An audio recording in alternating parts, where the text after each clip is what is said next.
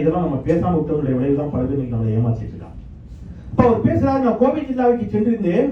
அங்கே ஒரு இளம் பெண் பசியால் பட்டினியால் பஞ்சத்தால் இறந்து போயிருந்தால் அவளுடைய உடலை காக்கைகளும் கழுகுகளும் கொத்தி தின்று அவளுடைய கை கால்கள் பீத்து எரியப்பட்டு கிடந்த காட்சியை நான் கண்டேன். இந்த சர்க்காரை நான் கேட்கிறேன், இந்த நாட்டில் பசி பஞ்சம் பட்டினியே இல்லை என்று ராஜாஜி சொல்லுகிறார்.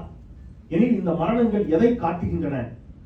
இந்த நாட்டில் பசியும் பஞ்சமும் பட்டினியும் இல்லாத ஒரு தெய்வீக ஆட்சி நடப்பதாக ராஜாஜி சொல்லுகிறாரே, இது உண்மையா அப்படின்னு தோழர் ஜீவா அவர்கள் 1953 சட்டமன்றத்தில் உரையாற்றுகிறார்.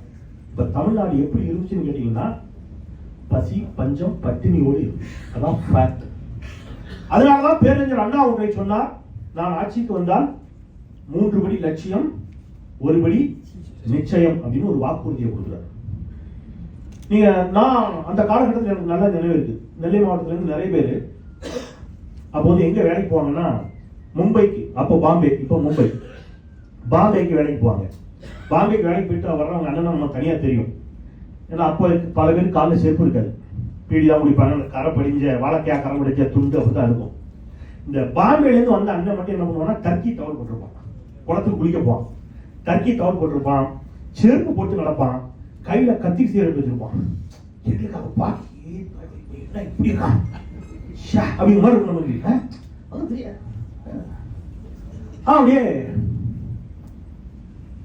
பாம்பேல வந்திருக்காங்க. எப்படி தனியா தெரியும், அவர்கிட்ட டேப்ரி கார்டு இருக்கும். ஹவா ஹவா ஹவா ஒரே ஹிந்தி பாட்டா ஓடும். வெயிட் அண்ணே, நமக்கு ஒரே லட்சியம் அப்ப என்னன்னா, பாம்பே போய் டேப்ரி கார்டு வாங்கணும்டா. கொஞ்ச நாள் ஆகும், அண்ணன் கையில இருக்க காசு காலி ஆயிடும். காலி ஆயிட்டு எப்படி கண்டுபிடிச்சாங்கன்னா, ஹிந்தி பாட்டு முடிஞ்சு வீட்டுல வில்லு பாட்டு ஓட ஆரம்பிக்கும். மாயாண்டி சுடரையவன் அப்படின்னு ஓட ஆரம்பிச்சுன்னா அண்ணன் கொடுத்த காசு காலி. வீட்டுல அவங்க அம்மா மானங்கிட்ட அனுப்ப இருப்பான், பேதியில போவான், இங்க வந்து உட்காந்து என் உயிரை எடுக்கான், வயசுக்கு வந்து ஒரு பிள்ளை கொண்டு வந்து உட்கார்ந்துருக்கு, கட்டி கொடுக்கணும்னு அறிவில்லை, போய் தொலைலானாலும் திட்டுவாங்க, அப்புறம் போவாங்க. இப்படி வறுமையை விரட்டுவதற்கு பாம்பேவுக்கு சென்ற தமிழ் சமூகம். இன்னைக்கு தமிழ் சமூகத்தை பற்றி உங்களுக்கு ஒரு ஷார்ட் பிலிம் மாதிரி சொல்றேன், நீங்க கண்ணம் அப்படியே கற்பனை பண்ணி பாருங்க.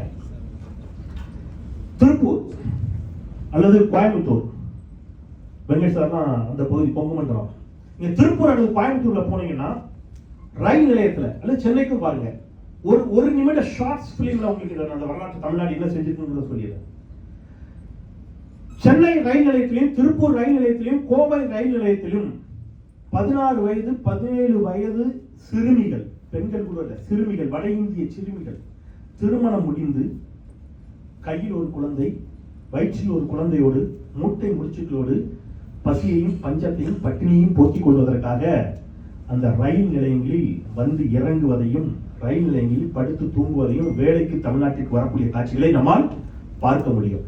அப்படியே கட் பண்ணி ஓபன் பண்ணுங்க, சென்னை ஏர்போர்ட் போங்க, கோயம்புத்தூர் ஏர்போர்ட் போங்க, நம்ம பயிலுங்க கோட்டு போட்டு ஷூட் போட்டு கையில் ஒரு டேபையோ லேப்டாப்பையோ வச்சுட்டு அமெரிக்காலையும் ஆஸ்திரேலியாலையும் கனடாலையும் துபாயிலையும் மிகப்பெரிய நிறுவனங்களில் பணியாற்றுவதற்கு விமான நிலையங்களில் காத்திருக்கக்கூடிய தமிழ் சமூகம் எங்கே இருக்கிறது?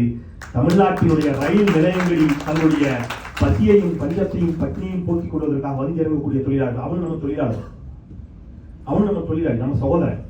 ஆனால் அவன் ஏன் இங்க வர்றான்? நாம ஏன் பல உலக நாடுகளுக்கு போய் அந்த உலக நாடுகளுடைய வளர்ச்சியில் நம்முடைய பங்களிப்பு இருக்கிறது அப்படின்னு கேட்டா, அவர்களுக்கு பெரியார் என்ற ஒரு தலைவர் இல்லாமல் போனார், நமக்கு பெரியார் என்ற ஒரு தலைவர் கிடைத்தார்.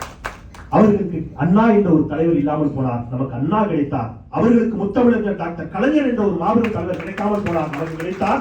அவர்களுக்கு முத்துவேல் கருணாநிதி ஸ்டாலின் என்ற ஒரு தலைவர் இல்லாமல் போனார், நமக்கு கிடைத்திருக்கிறார். அதான் வித்தியாசம். எப்படி சார் நடந்துச்சு இது?